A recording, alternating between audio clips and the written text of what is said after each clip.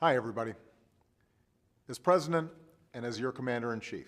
Tuesday morning, and more than 800,000 federal government employees have been told to stay at home. Unfortunately, Congress has not fulfilled its responsibility.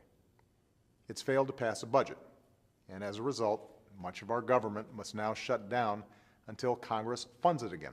The US was forced to close non-essential services after a late-night political battle on Capitol Hill failed to break the deadlock over the federal budget. But what does that mean for security and military personnel? Those of you in uniform will remain on your normal duty status. The threats to our national security have not changed, and we need you to be ready for any contingency.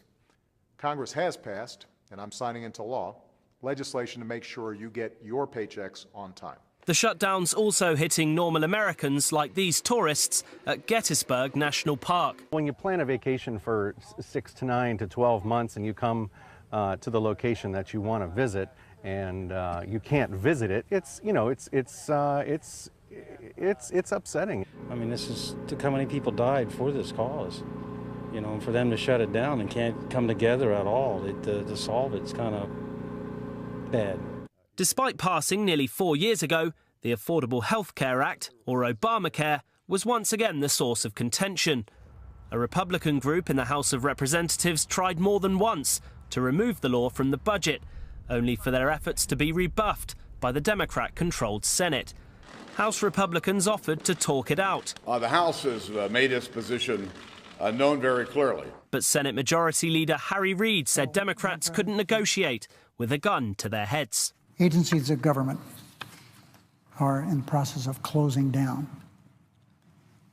It now appears that the House is not going to do anything to keep the government from shutting down. When it became clear an agreement wasn't going to be reached, a despondent minority House leader, Nancy Pelosi, spoke to the press. I'd like to say good evening, but it isn't a very good one. As we gather here, right near Statuary Hall, I'm reminded that President Washington, when he was leaving office, cautioned against political parties that were at war with their own government. And here we are tonight. God bless you and your families, and God bless the United States of America. Obamacare could define President Obama's legacy. It's due to come into full effect next year, helping people who have never been able to afford health insurance afford it for the first time. But for a number of different reasons, including tax issues, not everyone supports it. Political wrangling between Democrats and Republicans, therefore, looks set to continue.